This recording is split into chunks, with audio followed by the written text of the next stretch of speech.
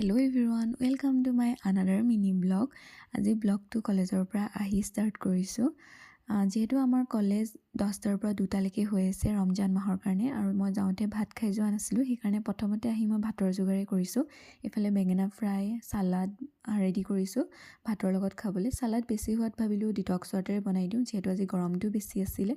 আৰু ভাত পানী খাই মই অলপ শুই ল'লোঁ আৰু গধূলি উঠি গা পা ধুই চাকি বন্তি জ্বলাই হনুমান চালিচা পঢ়িলোঁ আৰু তাৰপিছত মোৰ কাপোৰ জাপিব আছিলে, সেইখিনি কৰি মেলি মই কিবা এটা খাই ল'লোঁ, ভোকো লাগিছিলে।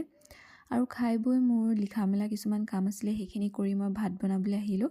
আৰু আজি ভাতৰ লগত ভাবিলোঁ কোমোৰা ভাজি খাওঁ, সেইকাৰণে মই কোমোৰা এটা কাটি বনাই ল'লোঁ। আৰু এইখিনি বনাই থাকোঁতে ভাবিলোঁ কাইলৈৰ কাৰণে ডিটক্স ৱাটাৰ এটা বনাই লওঁ। তাৰ কাৰণে মই জিৰা, মেথি আৰু ডালচেনি এনেকৈ পানীত তিয়াই থ'লোঁ। আৰু এইখিনি ৰেডি কৰালৈকে মোৰ ভাজিখিনিও হৈ গ'ল। আৰু আজিৰ ব্লগটো ইমানেই আছিলে, যদি ভাল পালে চাই লাইক কৰিব। Bye bye.